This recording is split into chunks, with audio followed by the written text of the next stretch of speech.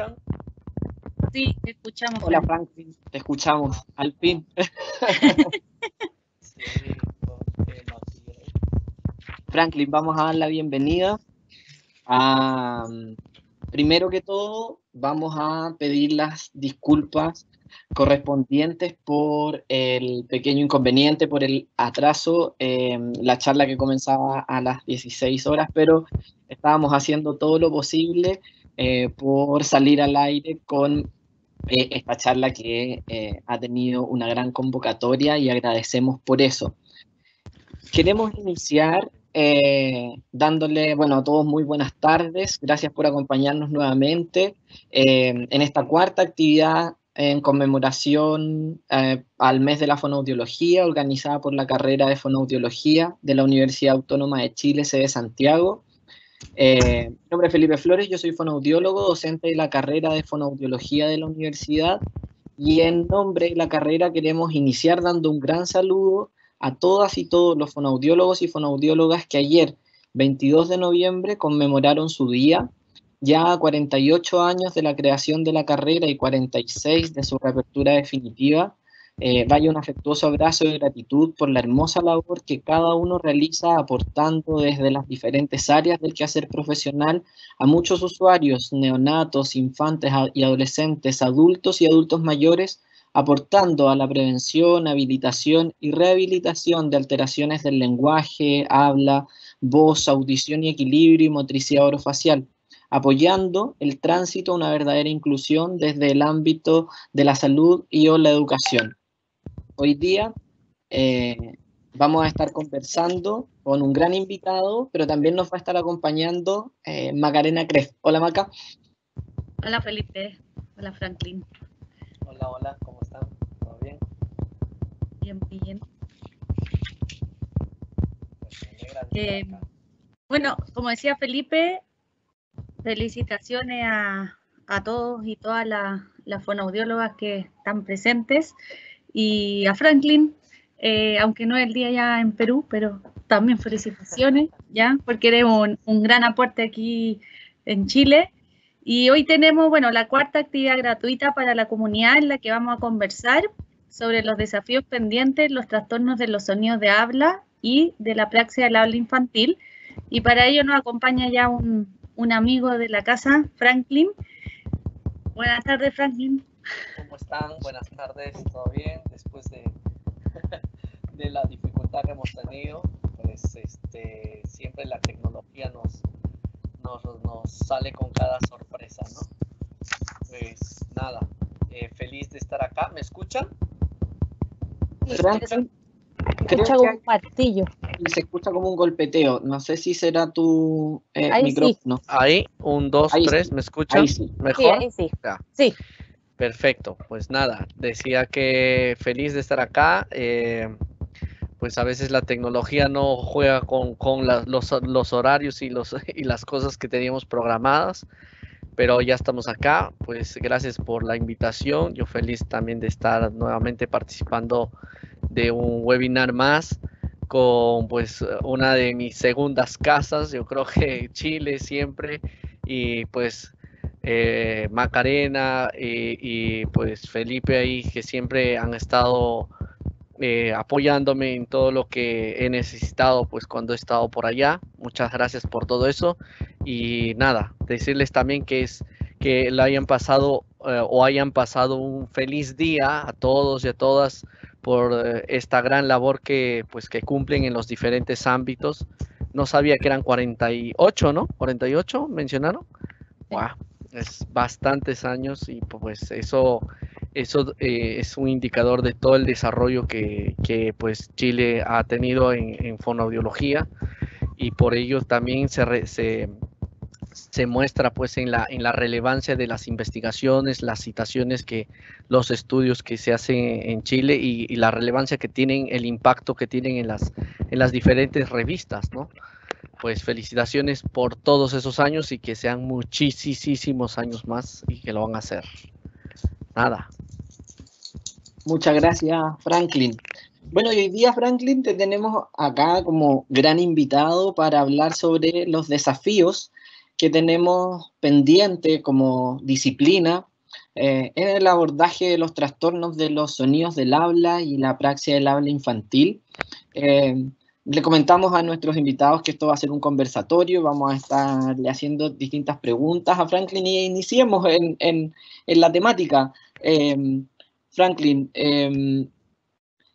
para contextualizar, ¿qué es un trastorno de los sonidos del habla y cómo podemos clasificar estos trastornos? Vale.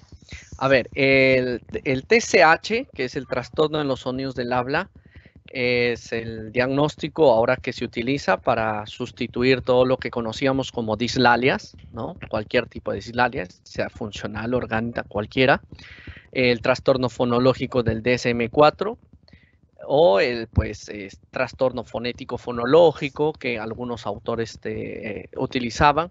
Y evidentemente, pues el término disglosia, que también ya estaría implícito dentro, aunque el término como tal ya no sería utilizado porque la etimología de la palabra no sería la idónea tampoco, ¿no? Disglosia. Y lo mismo pasa con dislalia, ¿no? Porque es un término muy amplio que abarcaría pues muchas cosas en el habla. Ya el TSH se utilizaba pues desde el año 2000 en los artículos, el 2007 fue adoptado por la ASHA y pues el 2014 salió en el DSM-5 y ahora salió ya en el CIE-11, ¿no? Creo que ya tiene 2 años el CIE-11 y es un término que ya se usa como diagnóstico. Entonces el trastorno de los sonidos del habla engloba el síntoma o el signo que evidencia ya sea un niño o un adulto o un adolescente, ¿ya?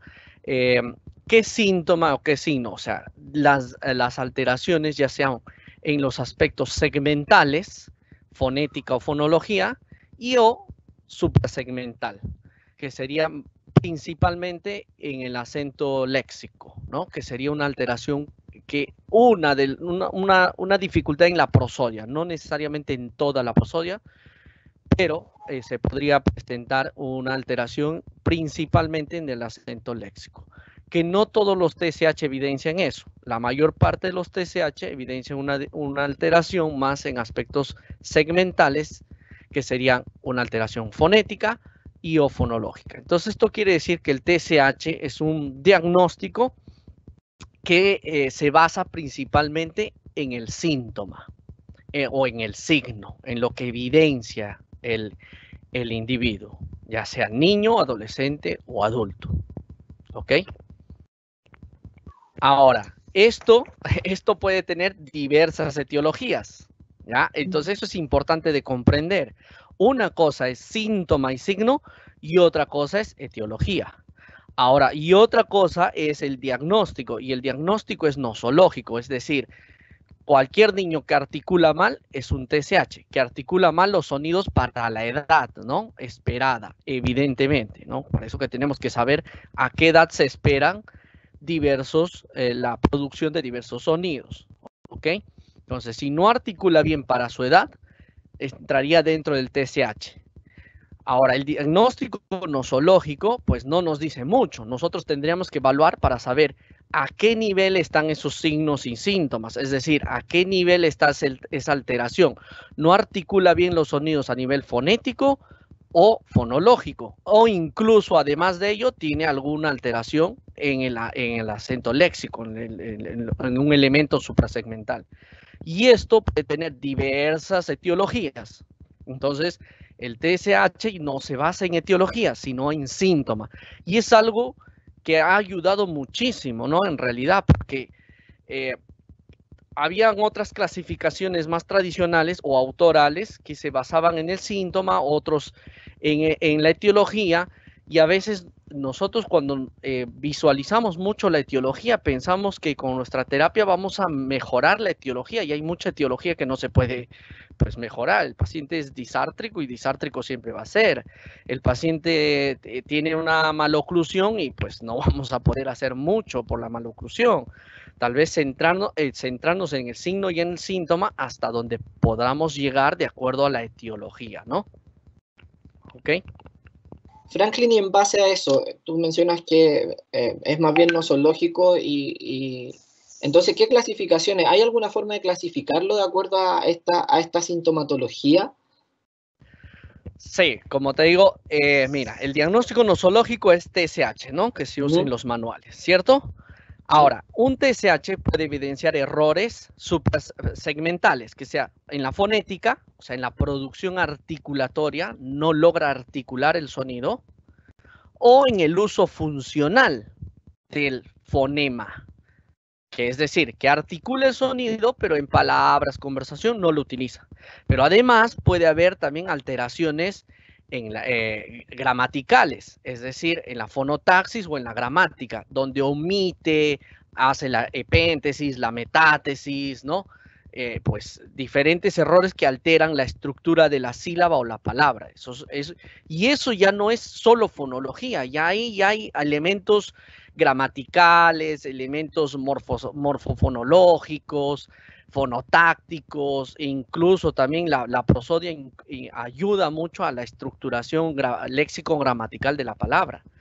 Y puede haber alguno otro error muy puntual en el elemento suprasegmental, principalmente en el acento léxico, que hace con que el niño pues tenga una prosodia más plana o que acentúe erróneamente, ¿no? En vez de decir papá, dice papa. Y eso puede afectar también la comunicación, ¿no? Entonces, ese es el síntoma. Y el síntoma, pues como ves, puede estar pues, es fonético, fonológico, léxico, gramatical, o sea, incluso suprasegmental, y eso ya depende de una valoración, de una evaluación. Y diferentes etiologías pueden presentar esos diferentes síntomas. Ahora, eso es lo importante de una buena evaluación, ¿no? De que el evaluador tenga todo ese marco teórico y pues dentro del paradigma de la práctica basada en evidencia, que tenga la experiencia también. No es solo conocer teoría y no tener práctica clínica, ¿no? Entonces eso es lo importante. Franklin, y bueno, muy clara la definición y cómo se dividen cada uno de ellos. Y una pregunta un poco que hay es que hablas de, digamos, las dificultades segmentales. ¿Y cuáles son las diferencias entre las características segmentales y suprasegmentales? Pues los elementos segmentales son la fonética y la fonología, ¿no?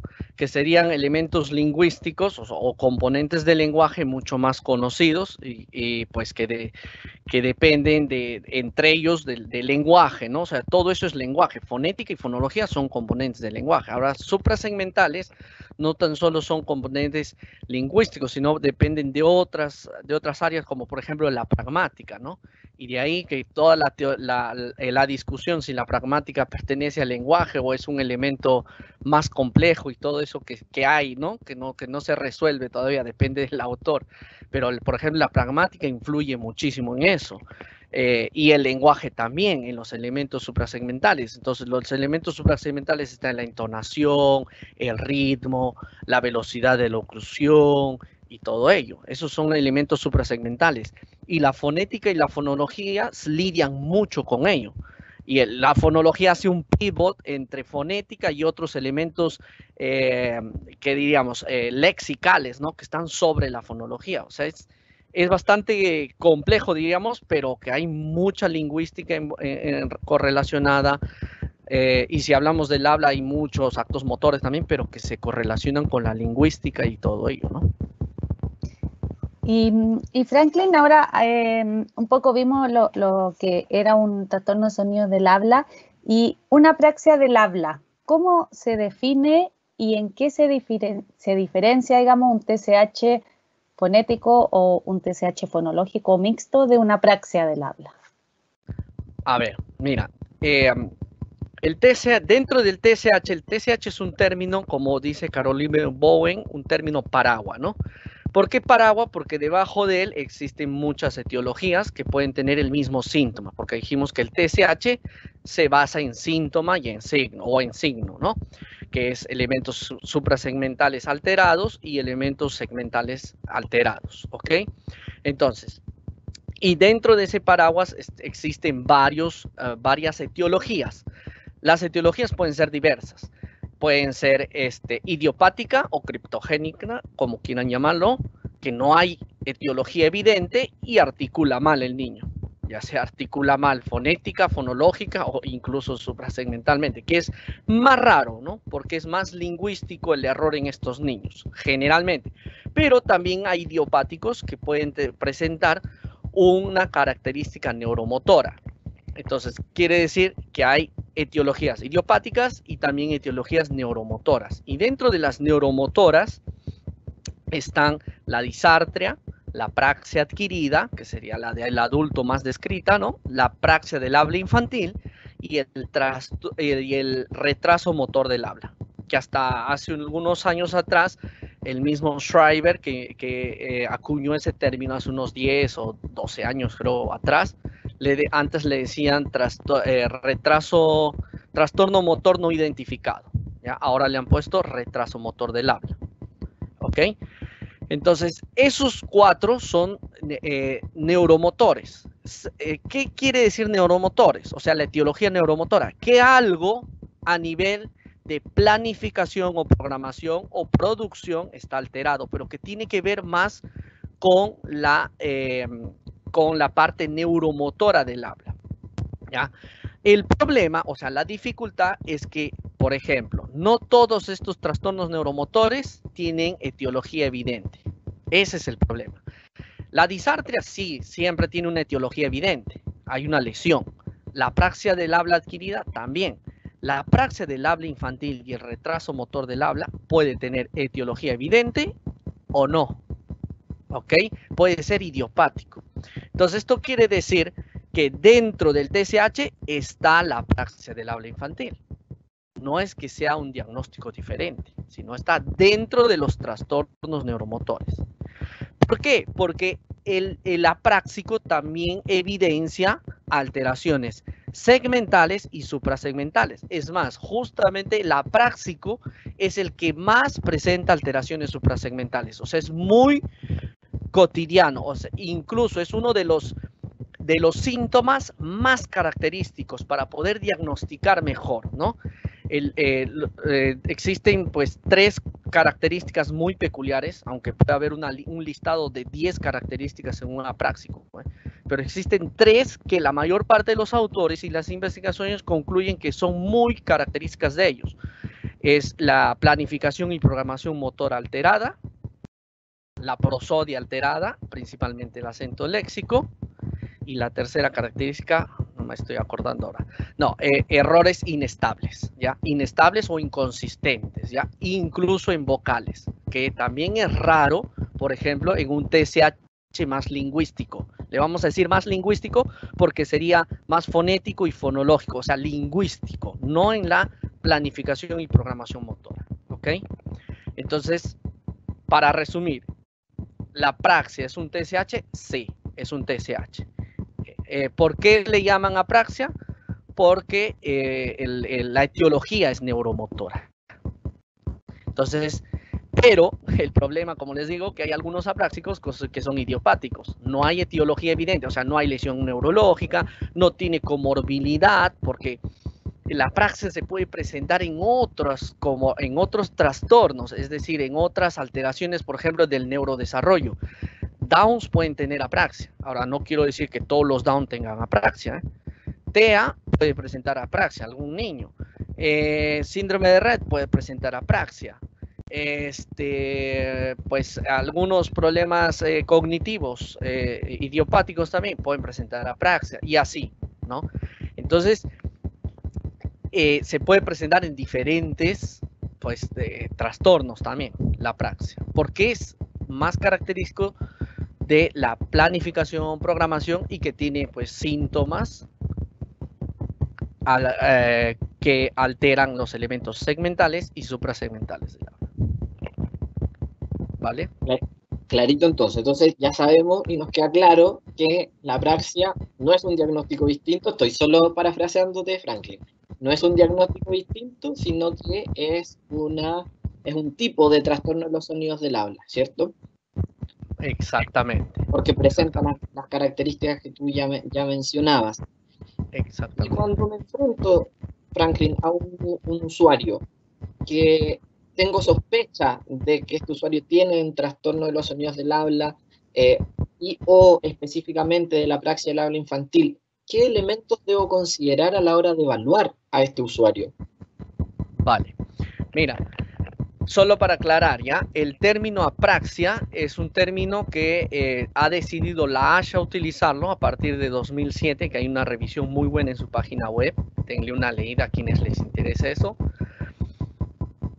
Y que, por ejemplo, la Royal Academic de los ingleses, de los Speech Language Therapists ingleses, ellos continúan utilizando el término dispraxia. ¿Ya? Ellos no decidieron, ¿no?, que no van a adoptar el término de la ASHA. Ahora, la mayor parte de la literatura ha adoptado ya apraxia, ¿ok? Por ahí sí sale esa duda que yo me estoy refiriendo a otra cosa. No, es la misma cosa. Dispraxia que se conocía antiguamente, ¿no? Incluso en la literatura hispana se usaba dispraxia del desarrollo verbal y ahora se le llama apraxia del habla infantil, ¿ok? Ahora, ¿qué elementos deberíamos considerar? Pues, primero, la inteligibilidad. Por ejemplo, si hacemos una anamnesis, el nivel de ininteligibilidad, que no es habitual, ¿no? No es habitual, aunque, pues, el problema de la apraxia, si quieres diagnosticarlo en un niño muy pequeño, se camufla mucho con un TSH lingüístico. Se va a camuflar muchísimo, porque puede haber TSHs lingüísticos, que me estoy refiriendo a solo errores fonéticos, fonológicos principalmente, que no es en la planificación, programación motora, pero que también tienen un habla sumamente ininteligible, que los papás dicen que no le entienden. Puede ser un tutito, tututata, ¿no? Y pues no sabemos, ¿ya? Entonces, la inteligibilidad te puede nortear más en un niño un poquito más grande. O sea, uno de 4 años y medio con una inteligibilidad que los papás digan que no lo entienden, ni ellos mismos, ya te puede estar norteando, ¿no? Aunque todo esto, pues, depende de un marco teórico. O sea, si ya el motivo de consulta, ya el evaluador tiene que estar hipotetizando en base al motivo, al marco teórico que tenga, ¿no? Ahora, dentro de la evaluación, características de la apraxia es errores inestables o inconsistentes, como lo llaman otros autores. Es muy inestable, incluso a nivel fonético, ¿ya? Y esto es poco visto en un TSH lingüístico. O sea, un TSH lingüístico le pasas la repetición de sílabas. Ma, pa, ta, ka, ba, ta. A la media hora le puedes pasar el mismo test y va a tener los mismos errores. Es raro, es poco habitual que él cambie sus errores, ¿ya? En cambio, un apráxico puede variar sus errores e incluso distorsionarlos, ¿ya? Incluso a nivel fonético. A nivel fonológico, con mayor razón. O sea, va a tener más errores inestables, ¿ok? Así le demos el modelado. Va a tender a tener mucha dificultad. Palabras de mayor extensión, tetrasílabas, pentasílabas, hierran más, ¿no? Incluso a veces tienden a intentar silabear. Por eso que a veces parece que la fluidez incluso se puede alterar, o sea, aparentemente se altera también, ¿no? Porque tienden a silabear o al hacer los tanteos para secuenciar, justamente ahí viene la planificación y programación motora, ¿no? Secuenciar, porque mientras más grande la palabra, él tiene que secuenciar más actos, gestos motores, que a él se le va a complicar mucho eso. Entonces, a veces puede haber ciertos titubeos que te puede dar la idea errada de que presenta características de una tartamudez, y no necesariamente es eso. ¿Ok? Y pues hay otras características, por ejemplo, el acento léxico que decía, ¿no? Esas características son diríamos, las más frecuentes, aunque hay pues un listado de 10, hay otros autores que dicen 12 características, pero generalmente está entre 10 características las más frecuentes, ¿no? Las que he mencionado, la epéntesis, que también mencionan mucho los autores, los errores hasta en vocales, que no es menos frecuente en un TSH lingüístico. En un TSH lingüístico que hierren en vocales es poco frecuente, y los que son clínicos si recuerdan a sus pacientes, van a decir, efectivamente, ¿no? Un TSH lingüístico es raro que hierre en vocales, ¿entiendes? Y una apraxia podría errar en vocales, ¿ya? Ahora, pues no sé si me van a preguntar de la prevalencia, sino para mencionarla también, es importante. Aprovecha el tiro. Menciónala, aprovecha. Sí. Claro, es que mira, es que últimamente se está hablando mucho de apraxia del habla en todo lugar, y es importante saber la prevalencia. La prevalencia es bajísima, ¿ya? De 1000, 1 o 2 pueden tener apraxia. Ahora, la prevalencia de TSH en general, puede ser de 30 a 70 niños cada 1000, ¿ya? TSH en general, ¿ah? Entonces, quiere decir, de esos 30 a 70, 1 o 2 van a ser apráxicos. El resto va a tener, es más, el retraso motor del habla es más frecuente que la apraxia. Retraso motor del habla. Y ya el retraso motor del habla tiene algunas similitudes con la apraxia, pero ya tiene otras diferencias. Por eso que hay que hacer un diagnóstico diferencial. Y ahí viene la complejidad, ¿no? Claro. Franklin, una consulta respecto a la prevalencia. Tu opinión. ¿Tú crees que la prevalencia es baja porque efectivamente es baja o porque hay mucha apraxia del habla infantil confundida por ahí con otros tipos de TSH y que no han sido diagnosticadas por el difícil diagnóstico que suele tener? No, yo creo que la prevalencia es baja. ¿Ya? Yo creo que la prevalencia es baja y el retraso motor del habla es más frecuente, porque cuando tú lees un poco del retraso motor del habla, infelizmente hay poca bibliografía sobre retraso motor del habla, que también, como te digo, es un diagnóstico que no se entiende bien. Ahora recién le han puesto ese término y todo. ¿Y por qué le dicen retraso? Porque no se entiende qué pasa, ¿ya? O sea, simplemente no ha madurado bien la parte neuromotora y no tiene que ver con tono y con fuerza muscular, ¿eh? Por si acaso. Ya saben que eso no tiene pues explicación, ¿no? Y es, por ejemplo, esos niños que acompañan, hacen movimientos más exagerados para hablar o tienden a distorsionar un poco más, pero que no necesariamente hacen los tanteos como una apraxia, que podría ser un poco así, ¿no? Un poco, estoy queriendo imitar. Los otros niños tienden a mover más la mandíbula, por ejemplo, para hacer la pa, da, na, y tienden también a tantear algunos movimientos, y evidentemente si el rasgo fonético a aprender es más difícil, o sea, mientras fricativas, africadas, laterales, róticas, cada vez son más complejas, ¿no? Entonces, cada vez se les hace más difícil, ¿no? A esos niños. Entonces, yo creo que el retraso motor del habla, cuando comprendamos mejor, va a explicar un poco esa idea o ese sobrediagnóstico que se ha hecho sobre la apraxia, en realidad, ¿no? Incluso los propios autores, las propias investigaciones, han hecho investigaciones de investigaciones y han comprobado que a veces había investigaciones donde se incluían en el grupo de apráxicos, se han vuelto a reevaluar por otros pares y muchos de ellos no cumplían características de apráxicos. O sea, exacto, eso es y por eso que es difícil tener una prueba diagnóstica así milagrosa, ¿no? ¡Pring! Ya es apráxico. O sea, eso es, por eso los propios investigadores dicen, es difícil pues conocer mucho sobre la apraxia todavía, aunque ya se conoce un montón, ¿no? Pero porque el grupo es pequeño, la prevalencia es pequeña, encontrar grupos, por ejemplo, de estudio grandes es difícil. Lo que se hace a veces en Estados Unidos es juntar grupos de diferentes instituciones, algunos autores, por ejemplo, como Schreiber y otros que son tops allá, ¿no? Y son bien conocidos, a veces hasta juntan, por ejemplo, en Australia, en un tal centro que es amigo nuestro, tienen 5 apráxicos.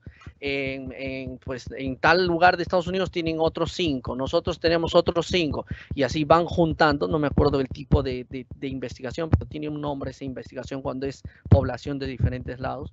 Entonces a veces hasta juntan esa población para tener una población más representativa de apraxia, ¿no?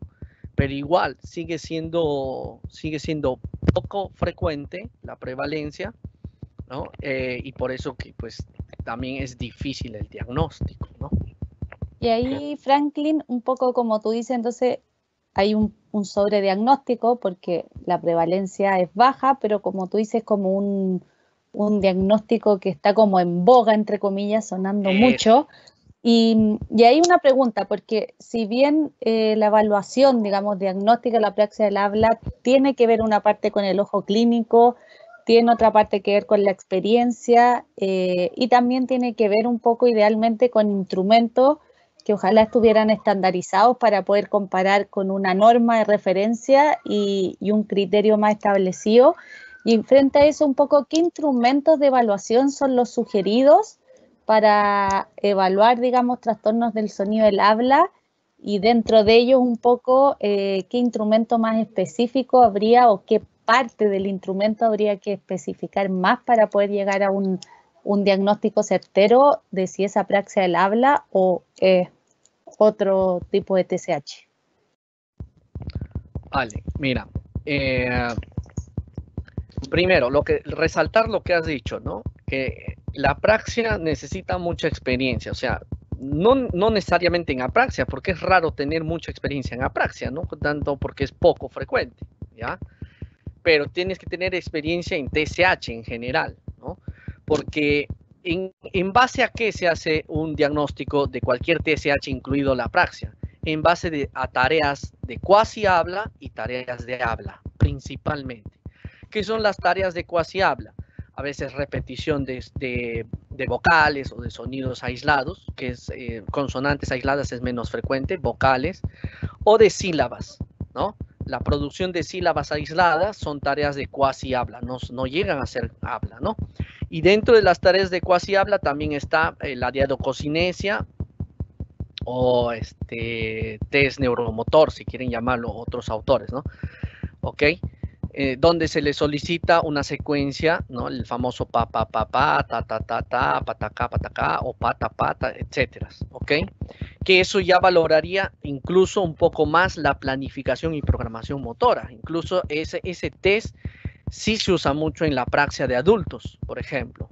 En la apraxia adquirida se usa mucho ese test para hacer un diagnóstico diferencial entre una disartria y una apraxia.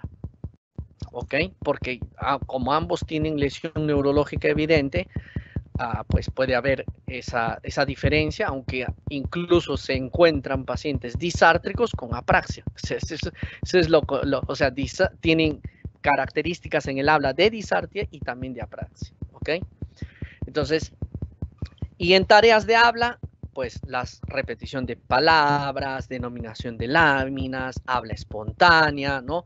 Incluso, por ejemplo, Schreiber, pero esto es ya para investigación, ¿no? Ellos usan un software para el porcentaje de consonantes correctas, pero el porcentaje de consonantes correctas no te dice la estabilidad, ¿te das cuenta? Y eso es algo que tú tienes que ir viendo, la estabilidad. Por ejemplo, la estabilidad es un análisis que el evaluador tiene que hacer. Porque puedes, en base a tu hipótesis, ¿qué dices? A este niño sospecho que es una apraxia, entonces voy a pasar 2 veces el mismo estímulo, ya sea lámina o repetición, para ver si el error es estable o inestable, o consistente o inconsistente, si quieren llamarlo, ¿no? ¿Ok? Entonces eso es algo que tú tienes que ir observando, ¿no? Errores, por ejemplo, en la gramática o en la fonotaxis, ¿no? De la palabra, ¿no? Si hay péntesis, si hay metátesis, si hay muchas omisiones, ¿no? Entonces, eso, ¿cómo lo analizas? En tareas de habla, principalmente, es decir, cómo ha salido en las palabras, y tú tienes que hacer el análisis, ¿ok? Y otras cosas que puedas ir observando, por ejemplo, los tanteos, eso ya es muy clínico, porque no hay forma, tienes que estar viendo el tanteo que hace el paciente, la búsqueda que va a hacer, ¿no? Y ahí vienen las pausas, que va a alterar en cierto grado un poquito la fluidez también, ¿no? Entonces, test estandarizados ni en inglés hay. O sea, mira, imagínate si ni en inglés hay, estamos años luz, ¿no? De hacer eso. La idea sería apuntar hacia ello. Ahora, ¿existen test milagrosos? No existen ni en inglés. O sea, no existe test que sea milagroso. Ahora, existen pues artículos, libros, todo que te dicen, ¿no? Esto es lo que te estoy diciendo. Un apráxico presenta mucha inestabilidad, errores en vocales, distorsiones, etcétera, etcétera. O sea, hay muchos artículos y libros que te dicen eso, pero eso no es un test. Eso es, te están diciendo que deberías estar atento simplemente. Entonces, tienes que aplicar un test o varios tests. Por ejemplo, Schreiber aplica un montón de tests, porque en un solo test no tiene todas las variables. Por ejemplo, coge un poco de un test donde hay variables de repetición de sílabas, coge otro test donde hay variables de repetición de palabras, coge incluso ellos para determinar bien el grupo de investigación, si es apráxico o no, incluso aplican, cuando son niños más grandes, aplican test de lenguaje. Porque, por ejemplo, hay una comorbilidad alta con TDL, ¿no? O sea, hay 80% de probabilidad de que un niño que tenga un habla muy ininteligible o un TDL expresivo muy ininteligible sea una apraxia. Por ejemplo, eso lo mencionan, ¿no? ¿Qué más? Pues algunos autores antes sugerían pues valorar praxias orofaciales o preguntar mucho sobre la coordinación motora, cómo ha sido el desarrollo, todo, pero existe solo una correlación de 50%, o sea, no es certero, ¿no? No es certero valorar, es decir, un apráxico podría presentar apraxia orofacial, sí, pero de 10, 5, o sea, no es certero. Por eso que en los nuevos test o incluso en las nuevas investigaciones no sugieren más eso. Que podría complementarte, ¿no? Si tú le preguntas a los padres, por ejemplo, si ha demorado mucho en seguir esos hitos neuromotores gruesos, que podría, pero no es certero. Es mejor centrarse, como todos los autores modernos hablan, en tareas de cuasi habla y habla, e incluso lenguaje. Si puedes aplicar algo de lenguaje o si sospechas algo de lenguaje, genial. Entonces, resumiendo, ¿qué test podrías utilizar? Todos los tests que se usan para cualquier TSH, pero ahorita tendrías que buscar qué test cumplen, o sea, qué test tienen repetición de sílabas, repetición de palabras, ese test de patacá, patacá, patacá, ¿no? Etcétera, ¿no? Entonces, por ejemplo, yo en el curso de diagnóstico de apraxia, ¿no? Menciono más el PEF, no porque nosotros lo hayamos elaborado, sino porque tenemos muchas tareas que nos ayudan en el PEF, ¿no? E incluso en el PEF 1.0 vamos a incluir tareas de repetición de frases, que es otra cosa que se podría sugerir, porque mientras más larga la consigna, ellos tienden a tener más errores. No porque tengan errores en la memoria fonológica, eso no se ha comprobado, ni en la percepción. Por ejemplo, hay una investigación de 2018 donde han hecho test de percepción en los apráxicos y han concluido que ese no sería una etiología, porque si el niño hierra en la percepción, o sea, en discriminación, reconocimiento fonológico, se asume que es una etiología del error de la articulación, ¿no? Pero en los apráxicos no han encontrado eso. Y sobre la memoria fonológica, pues hasta quién sabe, puede haber una correlación, ¿no? Pero no se ha comprobado nada en apraxia, ¿no? No sé si llegué a responder la pregunta. Sí, muy, muy claro, Franklin. Vale. Franklin, para ir limpiando tal vez algunos conceptos de los que hemos hablado, de los que tú nos has hablado. Habitualmente en Chile hacemos una diferencia bien marcada entre lo que es la fonética, la fonología y la fonología productiva puntualmente, ¿sí? Entonces, por ejemplo, lo que es producción de diptongos, de grupos consonánticos, de trabantes, los consideramos como una evaluación de parte o desde el ámbito de la fonología, más que desde lo articulatorio. ¿Tú qué nos dices de ello? ¿Cuál es tu opinión al respecto? ¿Es tan marcado? ¿Efectivamente es así? Vale, mira, esto puede venir más por una corriente teórica, como mencionas, ¿no?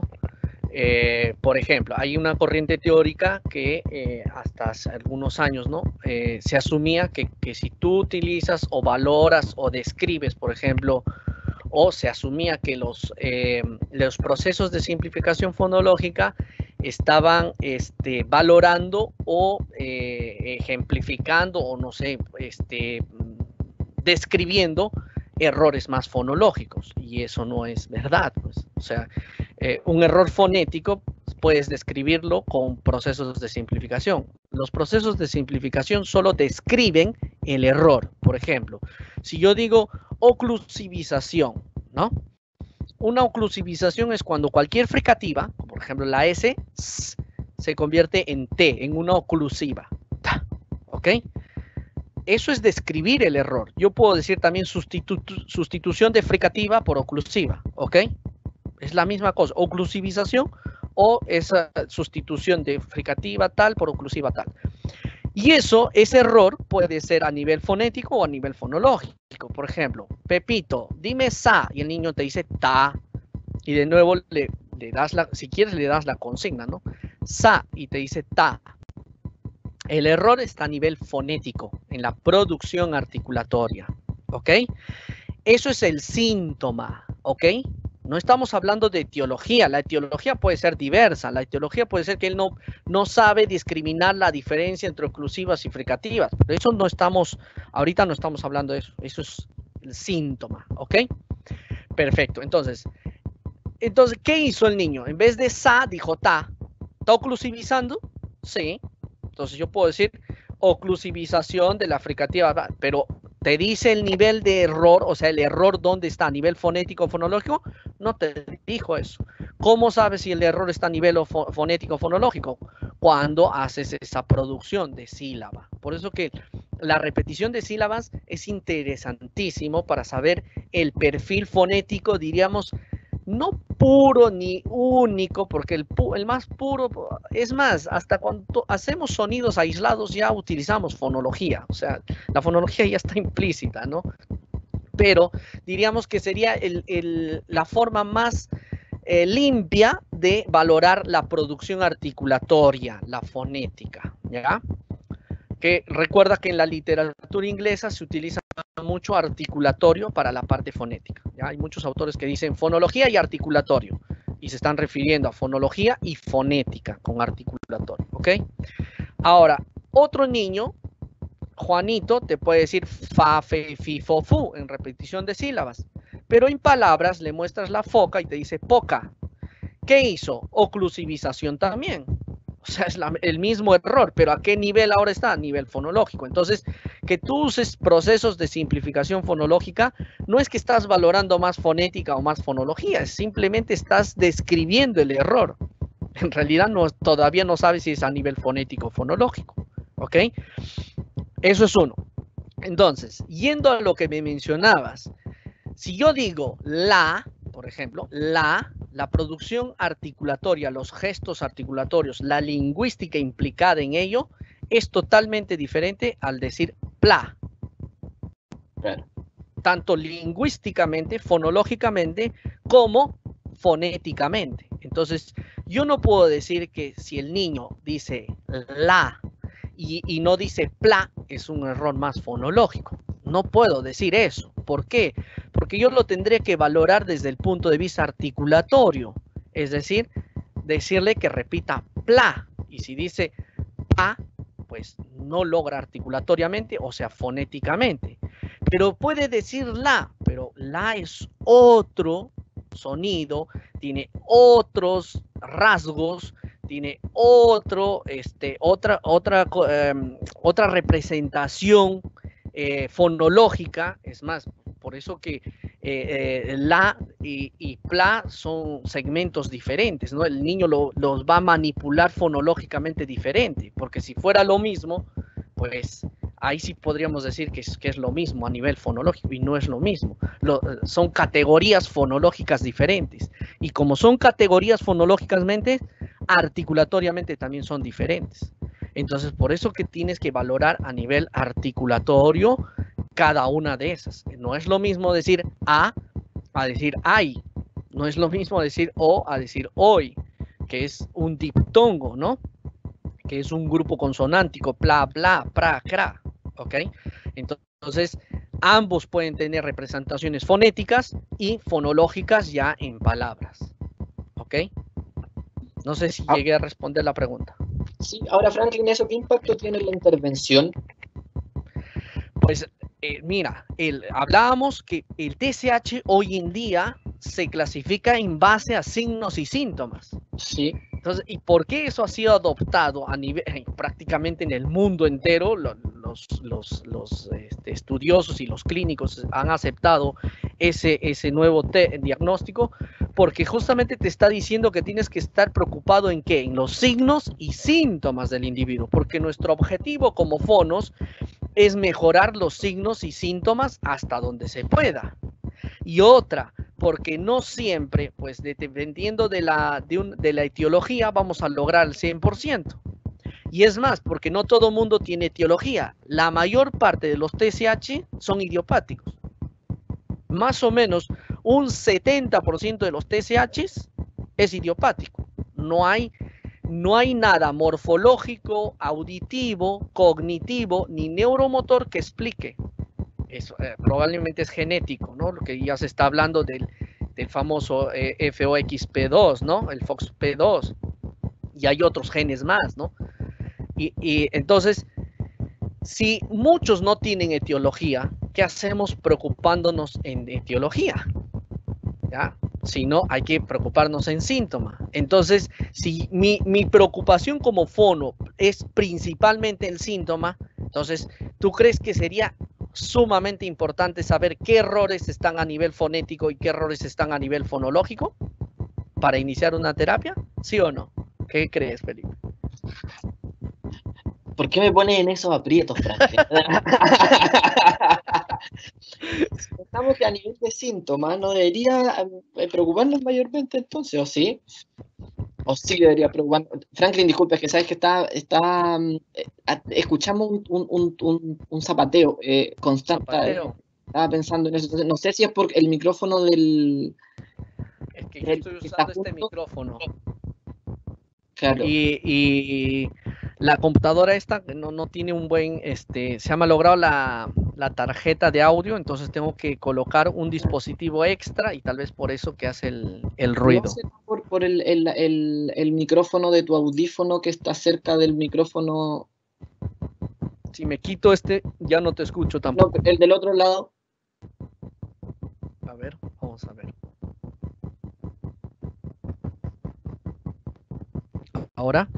No era eso. No. No, es igual, ¿cierto? Sí. Pues me perdone por el ruido. Entonces, mira, es importante, mira, un tratamiento se va a basar en síntomas. Entonces, tú tienes que describir muy bien el síntoma. De nada te sirve que te llegue del médico, porque el médico podría diagnosticar TSH, claro que sí, porque está en el CIE-11. El psicólogo, el neuropsicólogo podría derivarte un niño y decirte presunción diagnóstica o diagnóstico incluso TSH, porque cualquier niño, adolescente que articula mal es un TSH. ¿Ok? Eso no importa mucho, lo que importa más es describir cómo están los errores, si están a nivel fonético o fonológico, para saber tratarlos. Porque lo que vamos a tratar es justamente los síntomas y signos. Y por eso que también hoy en día los autores sugieren basarnos en síntomas y en signos. Por eso que ya se ha abolido la idea de actos motores no verbales, ¿no? Las famosas praxis. Entonces eso no sirve ni para evaluar, ni a un disártrico, Entonces aquí lo importante sería determinar en el fondo si ese error es fonético o es fonológico para poder hacer una intervención. Totalmente. Porque eso incluso va a ayudar o va a contribuir mucho en la secuencia de nuestra terapia, porque un programa terapéutico, recuerda que como definición es una serie de actividades organizadas de manera jerárquica y sistemáticamente. Eso es la definición de un programa terapéutico. Entonces, ¿cómo yo organizo de manera sistemática y jerárquicamente? Pues tengo que determinar qué es importante, ¿no? ¿Por qué escojo este sonido? Los sonidos no se escogen simplemente porque aparecen a edades más tempranas. Hay varios criterios que yo tengo que seguir, ¿no? Y seguramente algunos han asistido ya al curso del nivel 1 donde hablamos mucho. Ustedes dos han asistido, por ejemplo, ¿no? Y ahí hablamos mucho de eso, ¿no? ¿Por qué se escoge? O sea, y vemos mucho que son dos pacientes diferentes y no tienen la misma jerarquía de cómo escoger la secuencia. Las secuencias no se siguen al pie de la letra de lo que te dice el autor o el libro, sino depende mucho de lo que hayas valorado, de lo que hayas encontrado, ¿no? En el paciente.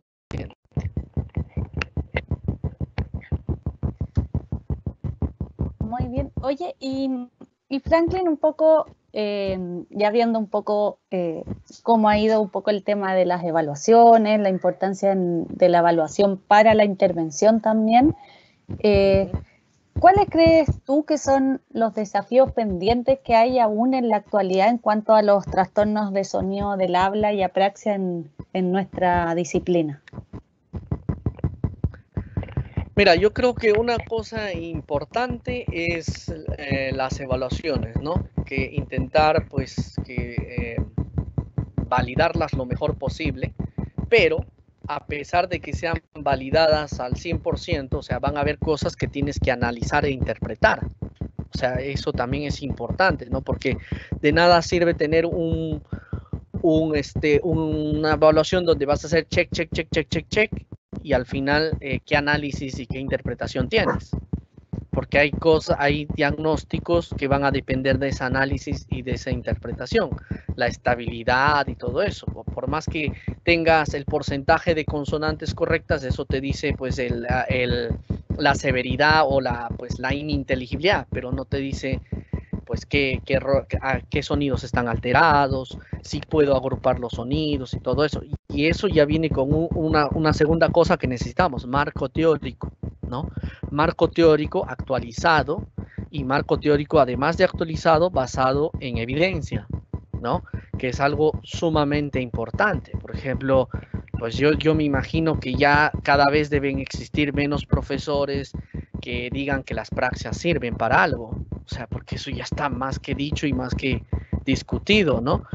O peor todavía, no creo que haya lugares donde se diga que la masticación es prerequisito para el habla.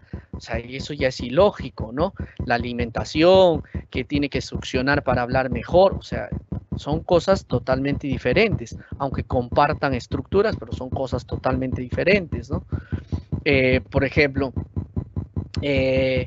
pues ya tocando esto, no quería tocar esto de la otitis, ¿no? La otitis no nos queda claro si realmente afecta tanto el lenguaje y el habla, porque hay algunas revisiones sistemáticas que han encontrado que el desfaz no es todo lo que se pensaba, pero no quiere decir que no debemos considerar una otitis, ¿no? O sea, porque va a depender de la severidad o cuánto se altere, o de una comorbilidad. No es lo mismo un niño regular que tenga otitis recurrentes y un síndrome de Down que tenga otitis recurrentes. O sea, son completamente diferentes, ¿no? En uno puede afectar más que en el otro, etcétera, ¿no? Y todo eso es, pues, un marco teórico, ¿no? Un marco teórico más actual. Hay muchas cosas antiguas que siguen en boga, por ejemplo, hay muchos programas terapéuticos antiguísimos que son totalmente válidos hasta la actualidad, totalmente válidos, y prácticamente en la actualidad no se han inventado cosas nuevas, todos son antiguísimos, ¿no? Creo que uno de los más modernos debe ser del 96, la estimulación integral, que por ahí surgió para los trastornos neuromotores del habla, pero después todos son el modelo de ciclos desde el 81, el 2003 lo actualizó Barbara Dont, y así, ¿no? Entonces yo creo que es un poco buscar ese marco teórico. Ahora yo sé que en español pues hemos tenido un desfaz por muchos años, ¿no? Por muchos años seguíamos citando los mismos autores, seguíamos por ejemplo, con la clasificación de Perelló, pues desde el año 70 esa clasificación, ¿no? Entonces ya las cosas han cambiado muchísimo, pero están en inglés, ¿no? Eso es yo creo que otra cosa que debemos estimular mucho en los alumnos, el leer inglés. Pues hay traductores, ¿no? Si se te complica, hay muchos traductores, ¿no? Entonces yo creo que es eso. Esos son un poco los desafíos, ¿no? Los test, las pruebas, pero el marco teórico es importantísimo, ¿no? Hasta para crear una prueba. Si no estás actualizado, la prueba que crees pues va a estar totalmente desfasada, ¿no? ¿Ok? El desafío, Franklin, definitivamente es actualizarnos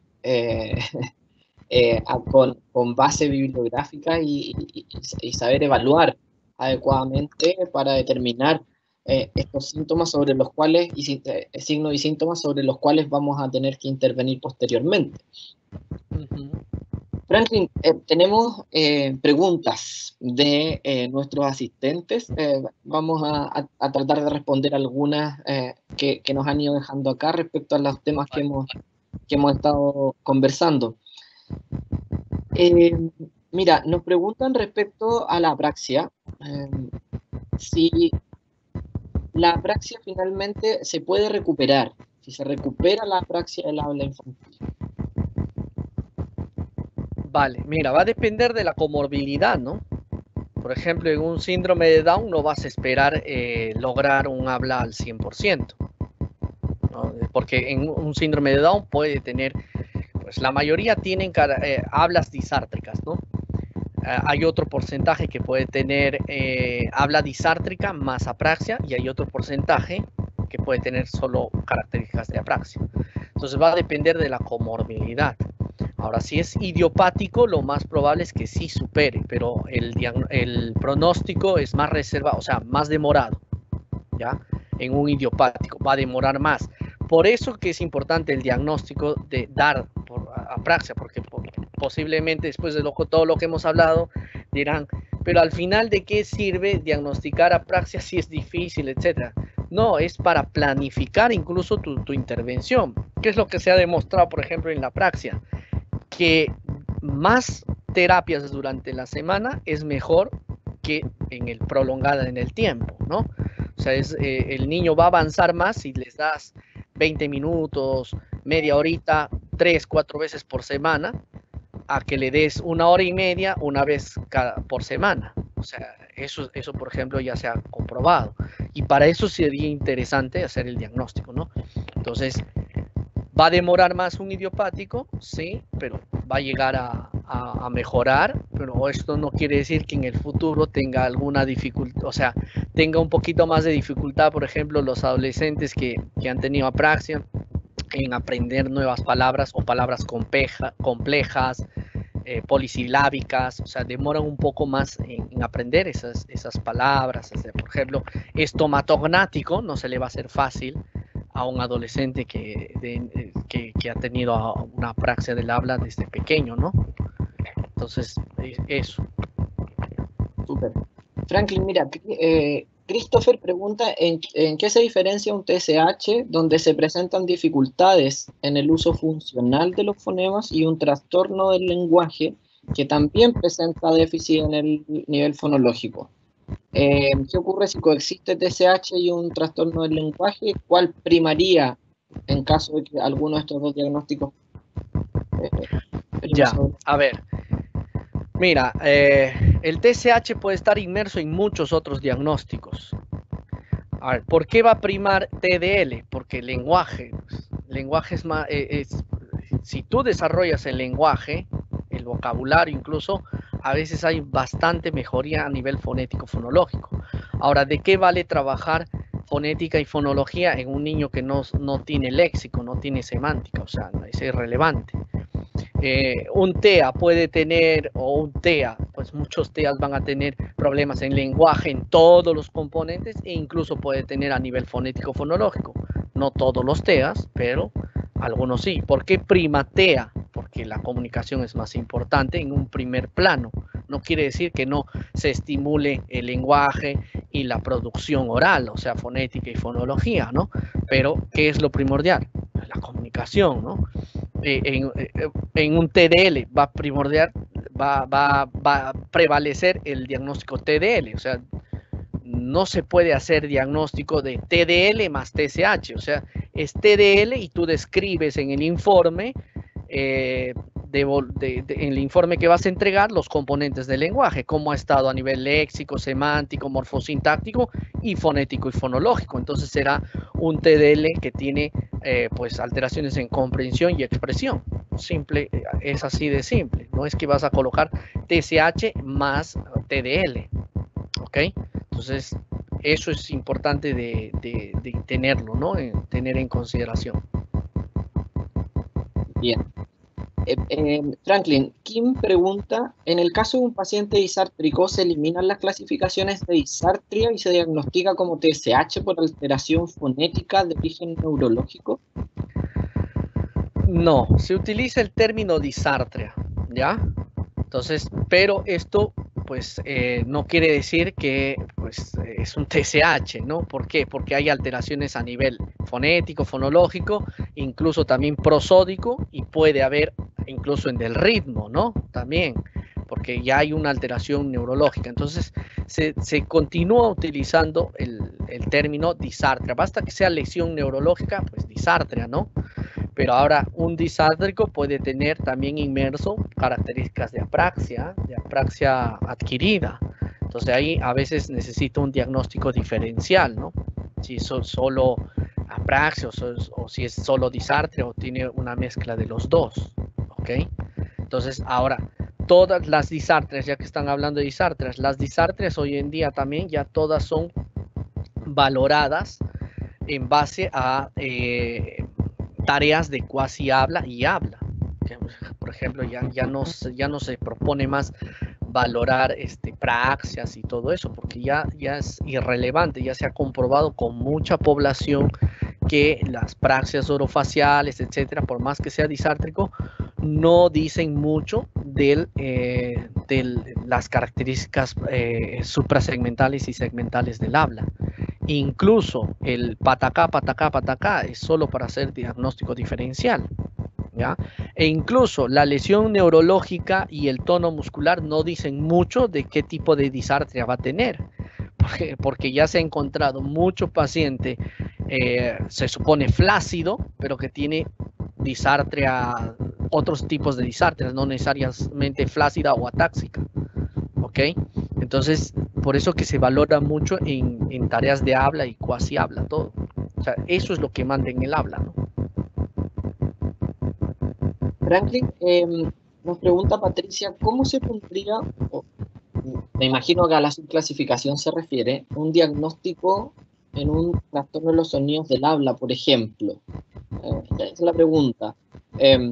Tú tal vez se refiere a cuando tú mencionaste TSH lingüístico versus... Mira, yo creo que es el diagnóstico, ¿no? Porque siempre siempre preocupa cómo redactar el diagnóstico. Claro. El diagnóstico es TSH, trastorno en los sonidos del habla, por alteración fonética o fonológica, y si hay una etiología, de etiología tal, ¿no? Pero no es que el diagnóstico sea TSH por rótica, o sea, TSH por problema en la rótica, o sea, eso no es diagnóstico. Diagnóstico es TSH. Que tú quieras decir que tiene alteraciones en las róticas, en la S, etc., eso es en otra parte del informe que se debe redactar, ¿no? Entonces, por ejemplo, pueden entrar a mi página web, ahí hay varios modelos de informes que ustedes pueden revisar ahí, ¿no? Los modelos de informe. Diagnóstico es TSH por alteración fonética o fonológica, si quieres mencionarlo, y si es que hay etiología también, ¿no? De etiología morfológica, por ejemplo, ¿no? Si es un frenillo alterado, una fisura, una maloclusión, o de etiología neuromotora, si es que efectivamente es una disartria, una apraxia del habla infantil, entre paréntesis puedes poner apraxia, disartria, ¿no? Para hacerlo más claro. O de frente colocar también disartria, ¿no? Que es otra, porque está en los manuales diagnósticos de la disartria. Claro, tal vez esto que mencionabas de la rótica viene extendiéndose un poco del antiguo concepto que todavía se utiliza, o he visto que se utiliza, no actualizado, que es el tema de dislalia, cuando hablamos de dislalia de tal sonido. Claro, eso lo usan allá en Chile como diagnóstico, ¿no? Dislalia de la S, por ejemplo, o por dislalia de la S. O sea, dislalia sería el diagnóstico, sí. Pero es un diagnóstico pues de 1800, ¿no? O sea, eso viene de muy antiguo, que fue muy bueno en su momento y que incluso en esa época se utilizaba de manera más, diríamos, acorde a la etimología, ¿no? Porque dislalia, disfunción o alteración, lalismo del habla, pero el habla pues no es solo articulación, el habla es fluidez, el habla, dentro del habla está la voz, está la fonética, la fonología y está la prosodia. O sea, si tú tienes una alteración en la fluidez, claro que está alterada un componente del habla, ¿ya? Si tienes una disfonía, está alterada la voz, pero la voz es un componente del habla.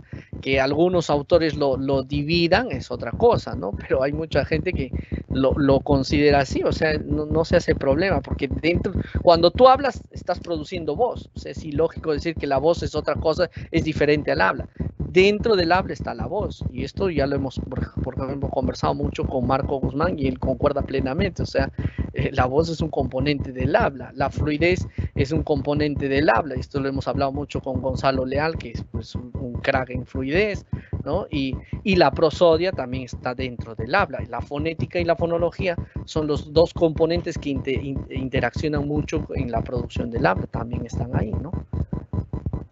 Exacto. Franklin, dos preguntas más para ir finalizando. ¿Qué estrategias recomiendas para la intervención de los TSH fonéticos y fonológicos? Pregunta Carolina. ¿Qué estrategias? Hay diversas. Hay el modelo par mínimos, posiciones máximas, el vocabulario básico, el modelo de ciclos. O sea, hay muchísimas estrategias. Va a depender de tu evaluación, ¿no? O sea, y de qué estrategia quieras seguir más, ¿no? Dentro, para trastornos neuromotores del habla, hay 5 que tienen buenos niveles de evidencia. La estimulación integral, la terapia táctil y dinámica de Maccabe, la estimulación integral que ya mencioné, que es de Stramp, la transición rápida de sílabas, que es también de Stramp, el PROM, que es de Hayden, si no me equivoco, ¿no? Y pues, ¿qué más? Y hay el tratamiento para apraxia de una organización, Nutfield, creo que se pronuncia la organización. Entonces hay 5 modelos, 5 programas para trastornos neuromotores buenos. Y para TSHs lingüísticos hay como 12, ¿no? O sea, hay un montón. Incluso hay el Metafon, que por ejemplo trabaja con conciencia fonológica para mejorar la producción del habla, pero eso ya se usa en niños más grandes. O sea, hay un montón de modelos con evidencia, o sea, un montón. Lo que tienes que basarte es conocer mucho fonética y fonología, ¿ya? Porque no hay recetas, no hay pasito 1, pasito 2, pasito 3 y despacito y suavecito, no existe eso. Sino te basas en lo que has evaluado, tu marco teórico, y de acuerdo a eso escoges la mejor estrategia para el individuo. Franklin, tú mencionaste el retraso motor del habla. Pregunta si tienes algún autor o dónde pueden profundizar un poquitito más respecto a ese tema. Tú mencionaste que no había mucha información todavía, pero ¿dónde? Mira, el que habla mucho sobre eso es Aravind. Pues no me acuerdo, su apellido es más largo, es indiano su apellido, aunque él ya vive en Canadá muchos años, o creo que ya es incluso canadiense. Shriver, que es otro, el que acuñó prácticamente el nombre, se escribe S-H-R-I-B-E-N-G,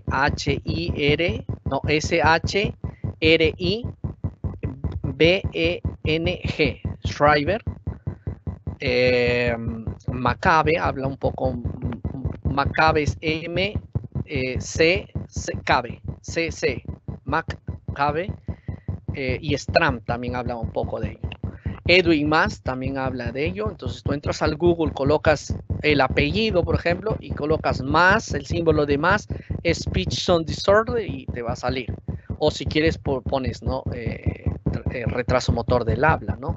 Motor Speech Delay, creo que eso se pronuncia, no sé, mi inglés es pésimo, pero eso no me impide estar consultando constantemente la literatura inglesa, ¿ok? Como tú dijiste, Google ayuda bastante a Totalmente, o sea, Franklin y Silvia pregunta, tal vez biografía, no sé si será la misma, pero sobre este tema, sobre la apraxia del habla infantil, sobre los Lo trastornos mismo, del es habla. los mismos autores, Puedes poner Children Apraxia, como sea en inglés, ¿no? Yo pienso que en inglés es lo que vas a encontrar lo último. Los mismos autores también. Franklin, estamos en la hora, se nos pasó volando el tiempo. Nos costó partir, pero lo logramos. Fue muy productivo. Muchas gracias, Franklin, por la disposición, por acompañarnos hoy día, compartir tus conocimientos, lo que has investigado, todo lo que has trabajado sobre la temática. Solo antes de darle el pase a Macarena, por pedirles por favor si pueden contestar la encuesta de satisfacción, les dejamos un link en el chat, por favor, antes que se retiren. Maca. Bueno, Franklin, agradecerte la invitación, esta oportunidad, digamos, de tenerte aquí celebrando el mes de la fonoaudiología, y esperemos que ya vayamos retomando poco a poco la normalidad presencial, poder tenerte por estos lados nuevamente y retomar la investigación que entre estallido social, COVID, sigue esperando, pero lo lograremos. Así Exactamente. que un gusto y que sigamos ¿Eso es sorpresa? ahí trabajando en conjunto. ¿Se puede adelantar algo de eso? ¿Sorpresa? Es la adaptación del test que estamos haciendo ahí con Maca, con Claudia y el equipo ahí. Entonces yo algo sé, que no sé si lo podemos contar como primicia a nuestros asistentes. Pues sí, yo ya le he mencionado varias veces, ¿no? Sí. Que estamos en ese trabajo de adaptar el PEF, que es la prueba de evaluación fonética fonológica. También ya he comentado en varios live y cursos que ahorita justo estamos en la estadística de España y de Perú, que ya va a salir el PEF con esas normas de España y de Perú.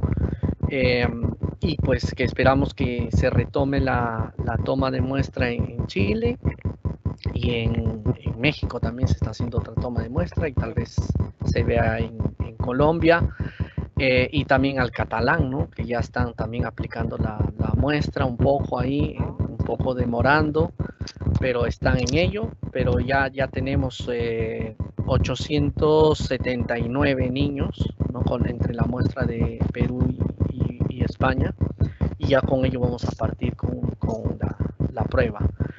Y pues nada, estamos en ello, y con Maca y Claudia estamos esperando pues que podamos retomar esto en Chile, y la aplicación en diferentes lugares para tener una muestra amplia, y pues poder adaptar ese test para que nos ayude un poco pues a complementar pues los otros test que ya se tienen también, ¿no? Reforzar un poco esa área. Y nada, yo feliz de poder estar acá, gracias por la invitación. Es un tema que me encanta hablar, así que no hay ningún problema en ello, y pues feliz de poder volver a, como digo, mi tercera casa, porque Chile y España creo que son los dos lugares donde más estoy fuera de Perú, y pues cada vez que voy allá me encuentro con grandes amigos como ustedes y con muchos otros más, pues y feliz de poder volver, y de hecho que el primer país que voy a retomar seguramente va a ser en Chile, ¿no? La parte presencial. Espero que nos podamos ver en breve. ¿Ok? Muchas gracias, Felipe. Muchas gracias, Maca. Muchas gracias a todos los asistentes. Les mando un gran abrazo a todos los que están por ahí, y que sigan festejando su mes de fonoaudiología. Muchas gracias, Franklin. Muchas gracias, y agradecemos también a todos. Esperamos tenerte pronto por acá de forma presencial, y agradecemos a todos los asistentes que nos acompañaron esta tarde. Les recordamos que el jueves a las Maca Soplame 5:30 a 6, Pues vamos a estar con alguien que nombró Franklin, vamos a estar con Marco Guzmán, invitado especial también en esta conmemoración del mes de la fonoaudiología, para que se conecten y nos acompañen, ¿sí? En nuestras redes, de todas formas, está la información de los horarios y los links de inscripción, ¿sí? Que tengan muy buena tarde. Nuevamente, gracias, Franklin. Chao, Maca. Chao, chao. Chao. Gracias. Chao, chao. Chao.